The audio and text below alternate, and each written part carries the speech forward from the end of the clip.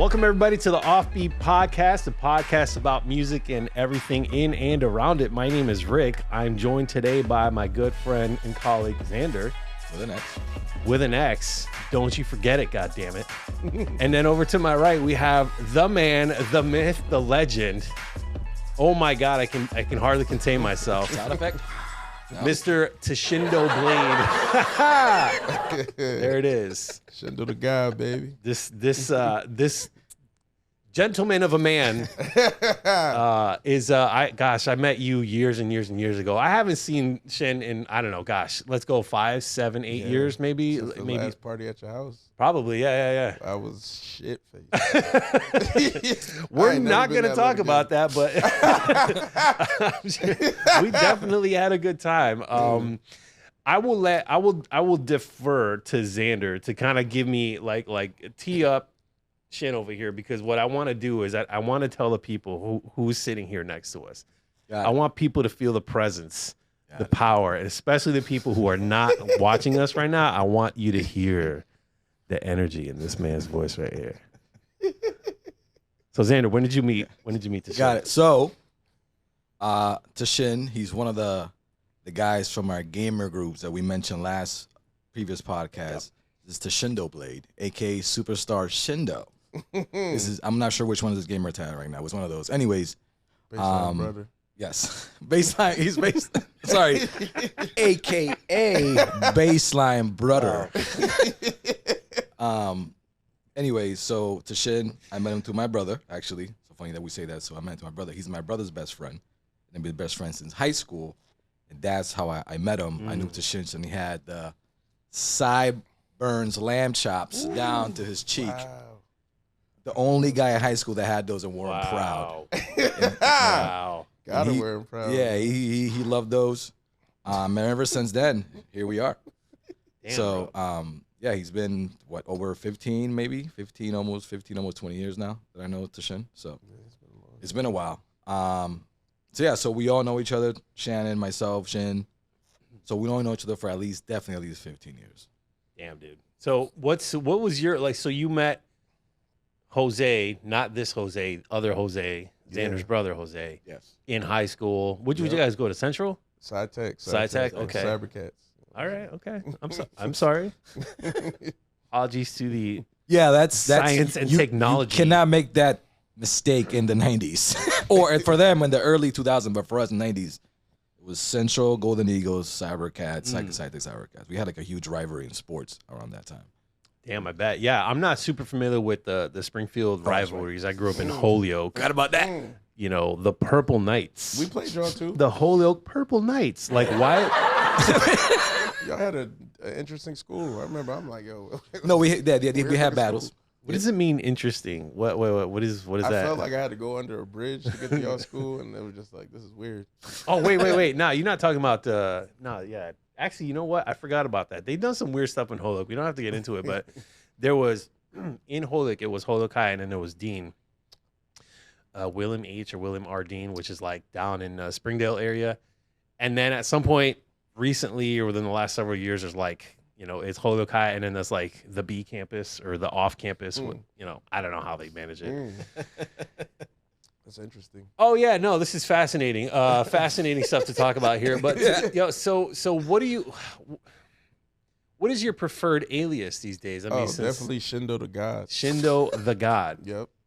So, okay, when you say that, what I think about, what Rick thinks about is because I there's so many layers to you, and that's part of my fascination with your persona is because you can switch lanes in a way that I've never seen somebody do. So Shindo the God, I hear the poet, I hear the guy, the creative thinker, the guy who kind of thinks, bigger than life type of energy. Like that's what I get when you say that. Definitely a macro thinker. Yeah, the God encompasses all. The universe, what you see at night when you look up in that sky, that's me, baby. How did you see? How did you get there? Because so going back a couple years, right? So let's just say whenever that party was. So let's call that 2014, right? Ballparks. I met you before then, several years before then. And even back then, you already were talking and had just dialogues that were beyond my knowledge, that like quite frankly, like you were saying stuff that was like, what is this dude, what are you saying, bro? Like I couldn't understand, like I couldn't follow. And it's one of those things where like I try now, and feel free to chime in here, but I try now to be like, okay, people are at different stages of their life and at different levels of thinking, and it's very easy to shame people who haven't become enlightened or haven't ascended to a certain level of knowledge or whatever you want to call it, and be like, you guys are trash. Like, why aren't you thinking this way? And eventually people get there, and I think that was something I struggled with. I feel like I learned that lesson now. Like, I'm more accepting of people who are not there yet. Correct. Yep. So how did you, like, what's... Honestly, I think it came from my upbringing and being born into a free family. That really helped me, because there was no set ideology except for blackness. I was able to just study different things from different walks of life, and I got to read about everything, no restrictions. So that allowed me to see like just a very large picture and kind of blend it all together. Yeah. Kind of like MMA. Like when we were growing up, martial arts was all about style. Like, what style? I got to ask, like, what style are you? And I never knew how to answer that, because we didn't have a style. We kind of just took everything. It was kind of MMA before MMA. We took everything that worked from every style and just mashed it up. So I kind of grew up that way, where everything, I just absorbed it all, and I got to have my own outlook. And that's what I came up with, Shindo the God, man. Nah, man, I'm a big fan. I think I remember there was and you're gonna have to correct me, because I'm probably gonna misremember some of this stuff, and feel free to chime in, Xander. But I remember the FTIM. Yep. Right? Remember? Thinkers Illuminated Mind. Remember? I had that. I did a little. Bro, flyer. remember?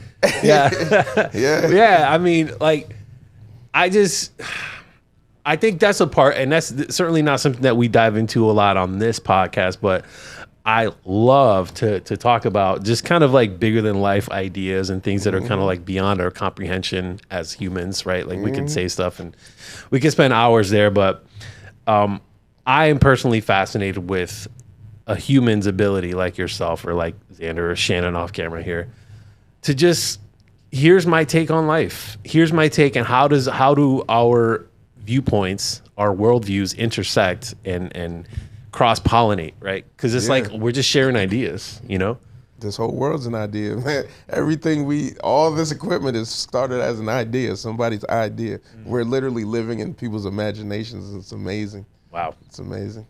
That's pretty good. I love it. Living in people's imaginations. How do you feel about that, Xander? No, I definitely agree with piggybacking what Shin is saying. It's what everything is built from. The catalyst, like you said, is an idea. It's like, hey guys, what do you think of this? And he comes back with an idea. Right. Well, what about this? And just conversation. But what I going back to what he's saying, because this is one thing that in the rap world I see a lot. And I'm glad Shin's here to talk about this. There are people that are willing to have a conversation and go back and forth with you. But then there's people that start a conversation, and once you go back and forth, it's like, no, that's not how it is. This is how it is. And then all of our exes.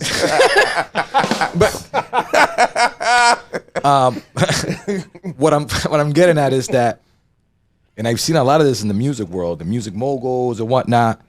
To me, when they start preaching to you, and it's no longer a conversation, now it's like I have to listen to you, and everything you say is yes. That to me challenges my growth, because now I feel like, all right, this guy's an OG. Do I respect what he's saying? Do I listen to him? Or do I challenge him by speaking my truth and going back and forth? And if I can't go back and forth with you, I have a hard time listening to anything else you're saying. And that's the part with me that I'm having. Like I said, for example, I'm just call him out there, Damon Dash. Watch the show. He's a great mogul. His brain is big, but I don't know if it maybe Shin, you can correct me if I'm wrong, but every time I see having a conversation, it's never a back and forth. It's always he's kind of preaching to you on what to do and how to do it. Yeah. And when you answer back, it's like, nah, that's not how you do it. This is how you do it. And I get it, he has a lot of knowledge and he has, you know, he's been in the game a lot, but sometimes you can disagree with somebody and have a discussion about it and be okay.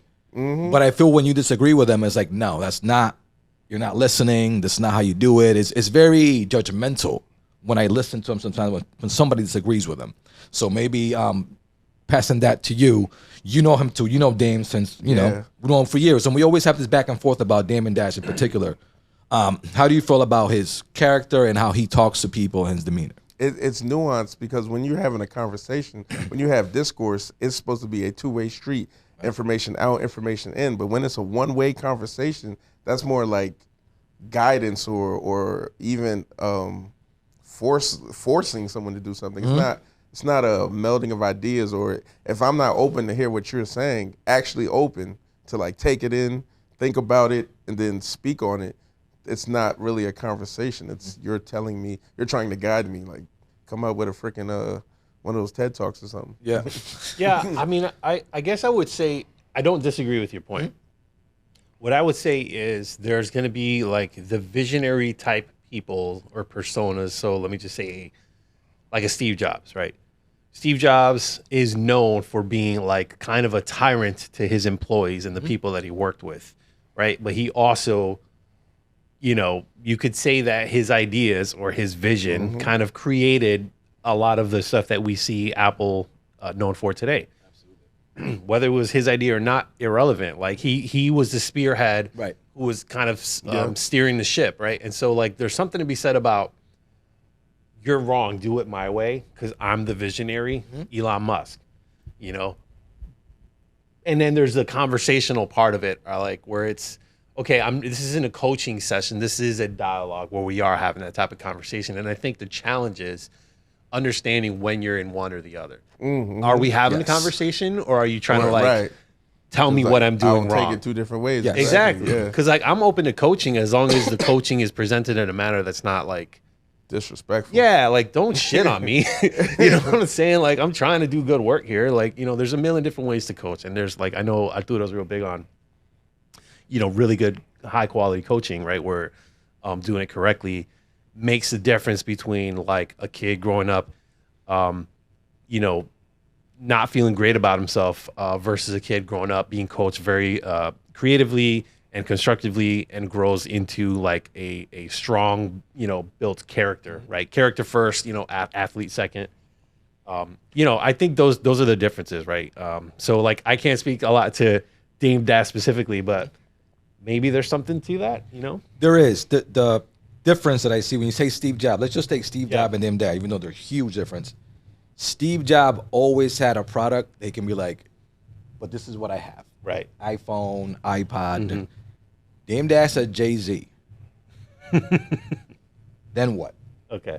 So it becomes a point when then who has to listen now? Because right now you had Jay-Z after he was gone. He tried with different groups, but it didn't really work out. So what I'm saying is, if you're going to preach to me, you got to have something, like your resume has to fall back into something. Yeah. And the last something he had musically was Jay-Z, unless you can correct me if you have somebody else, because I don't know. Damn. I mean, he still makes music, but it's nothing that we have heard. That's what I mean, and that's cool. It's nothing against that. Yeah. But what I'm saying is, when we're talking about somebody like Dame Dash, you would hear if he has somebody out there. Yeah. Because he has that status. So something happened. I'm not sure what it is or what it was, but in order for you to still have that confidence to speak that, like, just to be that strong about music, you got to have something to fall back on. It can be still being Jay-Z, which he still shits on every time he has a chance, which I don't understand because you guys made each other. And the one thing I noticed about Jay-Z, and you can vouch for this, all of his old friends when they were around Dame Dash, that era, are still with him. Still getting money. Yeah. They even went to jail, got out, and they're millionaires. So there's something to say about that. The fact that they're all still there and you're not. Like, what's up? Like, what happened? Wow. So that's a whole different subject. But at the same time, I feel like that tells a lot. Because me personally, I haven't heard Jay-Z talk shit about Dame Dash ever in an interview. They just haven't had their reconciliation moment yet. I think there's something to that where you have two personalities that may butt heads or be abrasive, but they make magic together, like Kobe and Shaq. They had their little reconciliation, but that, even though they were button heads, you can create something that is remarkable that you can't really do apart. Like, they're better together than apart. Dude, regardless. Wow. I agree. Well said. I definitely agree, but like early on, like you said, in order for that to happen, I feel that, again, it has to be a two-way street. And I feel Dame Dad's probably going to go in there and just, no, this is how we're supposed to do it again. Wow. And probably JC's like, yo, look where I'm at and look where you're at. And you really think I'm going to listen to you? So it's not the disrespect, but he has to come to a term that, yo, maybe you need to listen to somebody else rather than you give all the preaching. Because every time I'm seeing him now, he's always preaching about this is what you're supposed to do. And there's nothing wrong with that. But it becomes a point when it was like, when are you going to listen? And I don't think that's ever going to come to Dame Dash. But I don't think Jay-Z is his audience when he's preaching. I think it's more people like us. No, yes. I don't think he's really talking to Jay-Z like, yo, be your own master. No, you're right about that. No, I agree. Jay-Z got that. What I'm talking about when it comes to the Jay-Z topic, he never gives him props for anything that Jay-Z done. It's always something negative that he can take a jab at.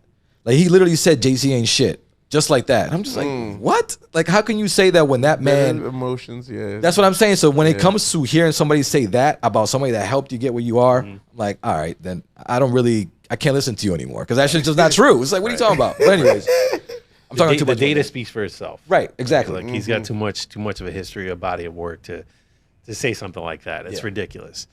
So speaking of hip-hop and R&B, Shin, so... growing up in a house where, as you said, you weren't necessarily restricted or confined to a certain way of thinking, which I think is awesome. Honestly, as a dude who grew up in a Christian home with a very Christian background, you know, my walls were pretty rigid, right? Yeah, so like, you know, what I could listen to was, you know, oh, don't listen to that. It's the devil's music.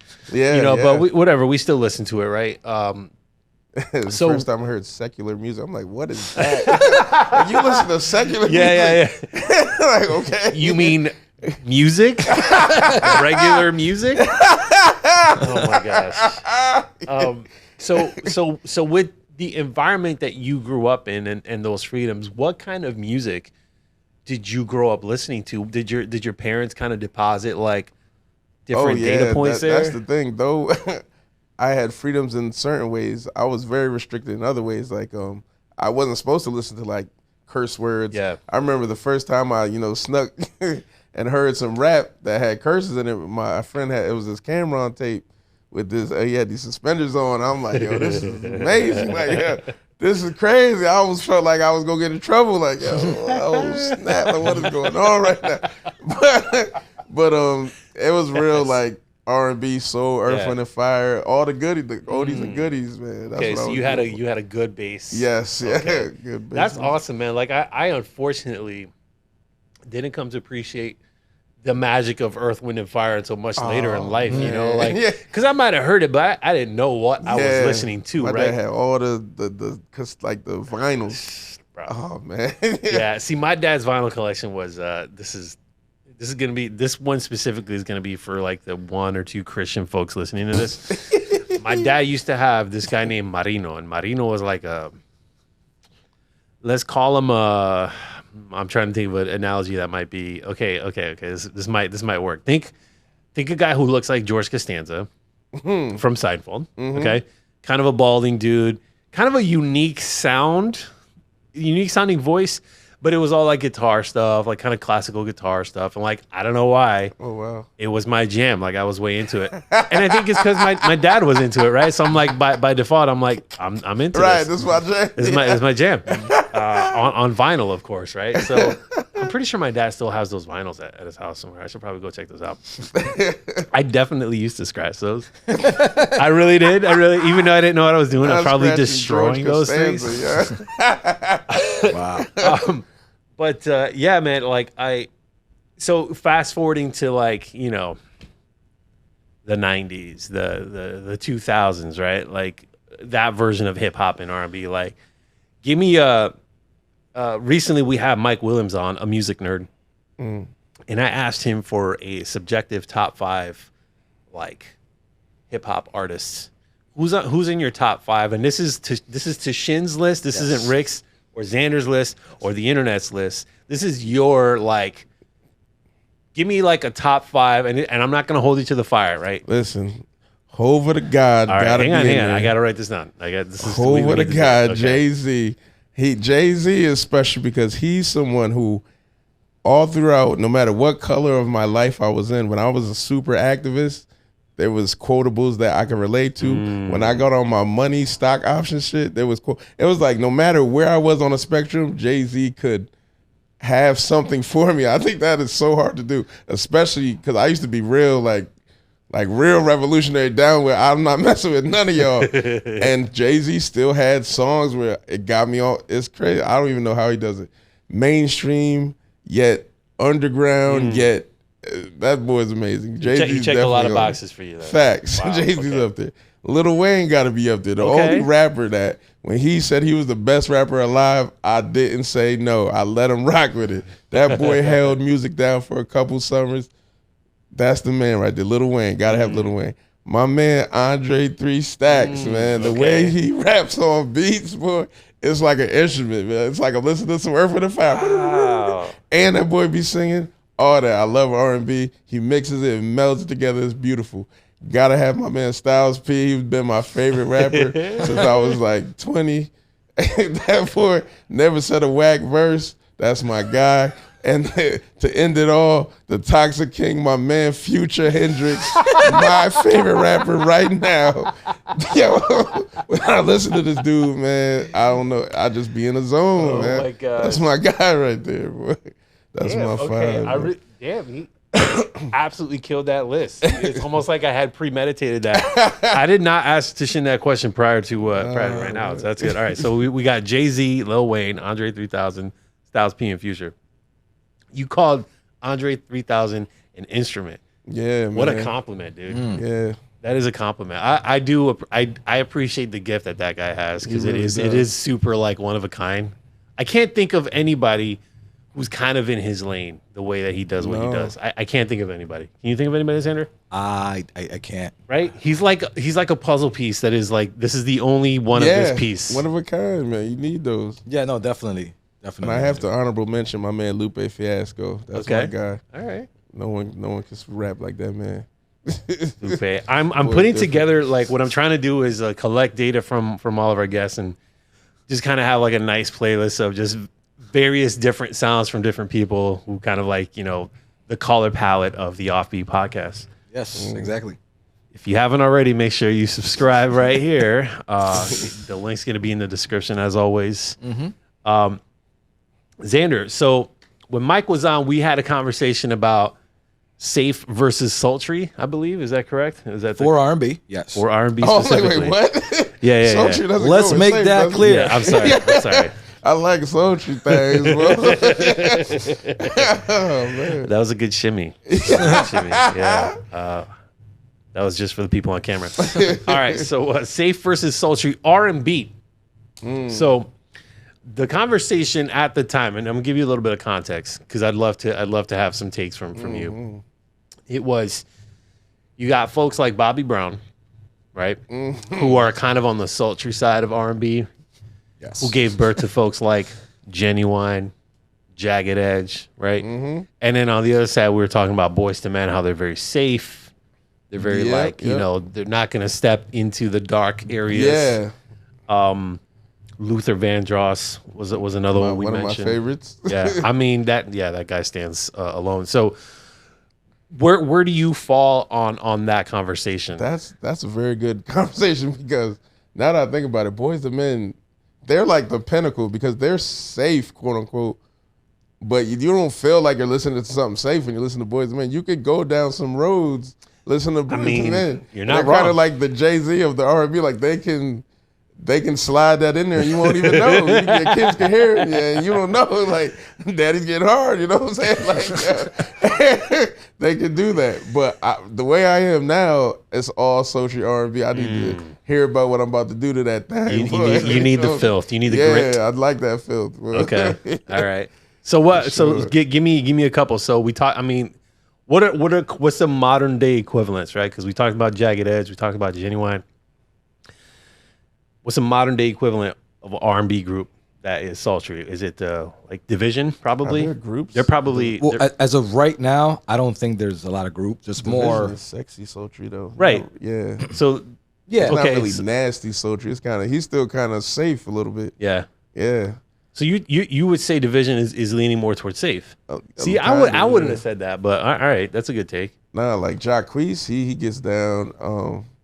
Summer Walker gets down. Yeah. Like, my girl Ari Lennox gets down. Like some people get down, talk about Yeah. put it in me. You know, Jasmine Sullivan. You know what I'm saying? Like Division still, he don't really be getting too raunchy like that. What about this might be a reach. I mean, but it's R&B. I'm gonna say it wrong. Is it Claudia Sabrina? I know who that is. Yeah, she's still technically safe too. Safe? I think she's Okay, safe. okay, yeah. So well, let's do this first. Okay. When you hear a safe song, the way I take it is they're not very direct of what they're doing. Yes. If they're saying something, they're saying in a way that you get it, but it's not like I want to F you right here, right. tray your legs. Sultry, they do. Right. They're like, put it up, let me get in that, and boom, and then Yeah. text So you. that she can't be safe because she has a song where she's literally saying, "I want to sit on it and leave." I haven't heard that song. Oh yeah. That's the thing. Like I know who Claudia is, but I haven't checked her discography. Like I'm not that big of a fan. You might want to take a peek over at Yeah. Nah, I've heard some stuff. Just not she's put on her face. Didn't hear that one. I'm just reporting the data. I'm just a messenger. Listen, her voice sounds Yeah, see sultry, that boy. I feel like that alone, like never mind what she's saying. Right. Her voice alone is is sultry as sultry. hell. Okay. Oh, Automatic sultry. She could Sex. say anything. It's in the sultry category. Okay. I yes. Like Right. she's I agree. the sex, the 1-800 sex. Let me hear. She works there. Yeah. Yeah. I mean, then you got I guess Cardi B, but that's not really R&B. That's more Yeah, hip hop, nah. right? Yeah, hip hop more. Yeah. Because that's more like Cardi B checks the Lil' Kim box almost directly, right? Mm-hmm. Pretty much Lil' Kim had that lane. Like that's Lil' dope. Kim back in the day was like, never she even heard pioneered that that lane, right? Yes. Yeah. Like she made that persona, and then we've had Front Street, multiple. Okay, copycats after that. Yeah, Yeah, that yeah. was amazing. Right, I Nicki didn't even Minaj. think about that. I remember. Like, wow, you want to get a look at Lil' Kim, boy? bro, you remember that album cover? Yes. I'm like, is this is really the album cover for this? Yeah. yeah. Mom. Put on George Costanza.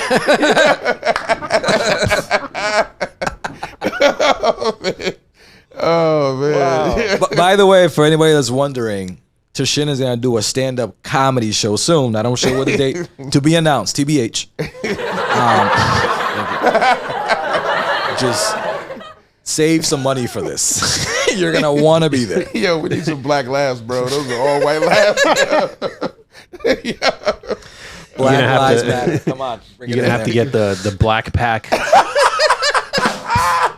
You got to download that and Yeah, install the it. black package. Yeah. Yeah. Oh man. Oh man! So switching gears real quick. So before we started recording, I had talked to Xander about this. For some reason, it hasn't come up on the pod, but Xander and I have listened to a fair amount of house music or like rage music. Like the lights go down and like the music is at like a 20, Yep. and you're feeling real nice, and it's just like a nice 4 on the like. So on the way in, this song happened to come up. Shannon, I'm gonna play on this. This isn't like a classic banger per se, but it's like it's in that like I'm picturing. Years ago, I went to a Halloween party in New Britain where Xander's friend Javier was hosting, and down in the basement was this like dirty ass nightclub vibe, like dim lights, but the music was super loud, and it was like that was back when Far East Movement was popping off, like a G6 was popping off, like super loud, and it was just like everyone just going ham, like ham and Javier. I'm not gonna discuss it, but there was some premium dancing happening on the dance floor. And I just like this kind of stuff right here, man. just get in the lane. Like, this is good driving music sometimes. Like, if you're like speeding, you're going somewhere. I lived in Jersey, and with Jersey known for their house music, man. Bro, for real? Okay. Man, heck yeah, give me some of that. man. Give me some of that. So, like, what's like? Did you grow up like? Did you go to clubs over in Jersey and whatnot? Nah, you just hear it on the radio when you're out there. And Yeah. That's where I first got introduced to it. So it's a certain vibe for it, but yeah, it gets definitely. you rocking. Oh yeah, for sure. absolutely. It's kind of like you gotta be in the Master, house. Master. I'm saying it wrong. Is it Master? God, it's Master Fist. MSDR. Is am I saying it I right? know what you're talking about now. But Yeah, I yeah. forgot the name. There's just They so were many good songs, like yeah. bangers, bro, of like songs that just get you super hype because they're just like the energy behind a song, and it's a different lane from hip hop, right? Because hip hop, it's either gonna be, you know, like very lyrical, it's gonna be very intelligent, it's gonna be, you know, some gangster shit, like whatever. But then house music is just like, It's more get off your ass, instrumental, bro. yeah, Like just all about the beats, the dancing. exactly right, just the energy behind it, and like it's not easy to do that. I don't think anybody can just randomly come out with like a banger house jam, right? Because it's the same like 4 on the floor where the beats constantly, you know, 4 on the floor, 1, 2, 3. But what you add to it is really where we get those flavors from. And I love that stuff, man. Like Honestly, it's scientific too. Those beats and rhythms. You got to think life exists on a rhythm. Our heart beats nonstop to the day we die off rhythm. Rhythm is everywhere. It's just literally vibrations in the way we pick it up. And atoms vibrate, even solid. So you got to think it's all science. So the way it hits you, there's a scientific element to it, to how it makes you move. And that's the thing about fighting and working out and all that. Your body moves in a rhythm, and if you catch that rhythm, you could literally go forever. Like it's like a secret key to unlock. There's a rhythm to fighting, and when you find that rhythm, there's no such thing as exhaustion. It's just you could go forever. Man. It's just amazing. Yeah. wow, that was good. Thank you for that, man. I love nuggets. When you started talking about, I don't want to derail. Were you gonna say something about house music? And he jumped in with the Jersey comment, and then I was trying to bring it together because I hadn't discovered that style of house music, because I remember clubhouse, which is different from house music.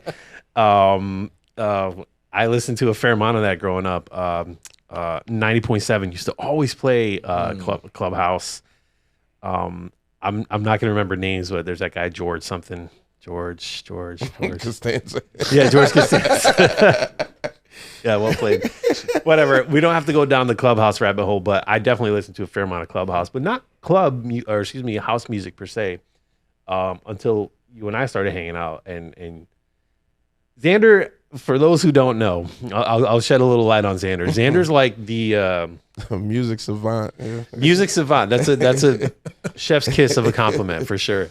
This man would, okay, let me draw you a picture. It's 2005. Xander rolls up to the house with his coveted iPod Touch, okay? Not connected to the internet, but this thing has curated, hand-picked gems, playlist, nothing but fire. Like, this was like a guarantee, like, what kind of party you want to have? Right. Boom, let's go. And box, automatic, like guaranteed good time. The drinks were flowing. I mean, everybody had a great time. That iPod got some plays, bro. Oh, yeah. Oh, yes. Like, I mean, I remember like, make sure you bring your iPod, bro, because we're going to be, you know what I mean? Because it literally sets the mood. Like, because nowadays, bro, with Spotify and with like the ability to just hit shuffle on a playlist, you don't have to try as much to be like, I'm going to phone it in. Here's a playlist. I still take my music playlist very seriously. None of that. I respect it, dude. I need hands-on with the playlist, boy. I wish I had the time, man. I always do like a summer playlist, because like when I go to the beach, I want to hear certain shit. Like, so that's like the one playlist that I'll curate, but like not like before, bro. We used to go ham to a playlist. Oh my God, bro. Yeah, speaking of that, that reminds me a lot how the sneaker game used to be, what it is now. Because prior to, you had to find the sneaker, you have to find where that colorway was, you had to travel, you had to call in to make sure it was exactly. There was a lot of things you had to do before you get there and do that transaction. So it's like the saying. So the saying goes like that: The journey is tastier than the catch. It's like once you get the catch, it's cool, but that journey, man, it's amazing. Mm-hmm. And now it's kind of like, okay, I want a sneaker. Let me just wait online until 12 or whatever. I click if I have the money, I get it or not. It's like, I didn't win it, cool. Yeah. And that's it. Yeah. So when it comes to music, back then you have to, what's the song? And you have to go in this rabbit hole and create your own playlist rather than now go in hip hop playlists and find one that's already somebody making curated. So I think that the whole put it in work, to me, that's the part that I love. Dude, yeah. Finding those gems. So cheese music. Oof. That's the other thing. Wow. Xander would always have really good creative names for the playlist. So like, it would drop a hint as to what the vibe was going to be. But you're spot on. Actually, Eddie has spoken about this a little bit during one of our pods where he discussed the algorithms getting so good. Like they are. So I saw a Reddit post recently where somebody talked about this. It was something like, it was a very open-ended question. Something like, what's something that's amazing but that we take for granted? And then some people were talking about music discovery being incredible right now because the music that comes to you that you didn't look for, that you like, it's pretty high, right? Because they're like, oh, we know you like this, this, this, and this. How do you feel about this? Mm-hmm. Okay, yeah, I can get down with that. So the robots have gotten really good at feeding us music, but I don't think it will ever replace that hand-selected experience. Because that algorithm's going to keep feeding you the same. It's going to keep you on the same track. Right. We change as people. What I don't like this no more. Yep. I need to just hear some other shit. And I might not even know that I like this yet unless I'm exposed to it. And the algorithm's not going to expose me to nothing offbeat. So Offbeat Podcast, you know what I'm saying? You got to let me do it myself, man. I'm the master of my own shit, man. Shindo the God, you feel me? Yes. By the way, I got to correct myself. It's not the journey. It's the chase is tastier than the catch. That's the correct phrase. Thank you for that. We'll make sure to notate that for our listeners. One thing I want to dive into, maybe we'll save this for the next podcast, but you talked about vibrations. Music, vibrations, rhythm. And then that got me thinking about the pyramids in Egypt and how they were constructed and how like certain light and certain frequencies based on how they were constructed kind of come in and there's certain alignments with all that stuff. So maybe we'll pin that and we'll kind of dive into that one a little bit later, but just keep that in mind, because I do think it is interesting because we are creatures of habit, but also we are creatures that are created from frequencies and whatnot, and it is interesting to see how we operate in and around everything. And I don't know, man, life is fascinating. It really is, man. Truth is way better than fiction. Yes, well said. Well, I guess on that note, we could probably wrap this one up here. Guys, thank you so much for joining us today. Shindo the God. Shindo the God. Yeah, lean into it. Where can people find you? You can find me on SuperStarShindo on Instagram and on Twitter, SuperStarShindo. Word. I'll make sure to drop those links in the description. Guys, thanks as always for listening and watching. Don't forget to like and subscribe if you haven't already. You can find us on youtube.com/freakydigital. You can also listen to the audio-only version of the podcast on anchor.fm/theoffbeat. Thank you, everybody. Have a great day, and we'll see you on the next one.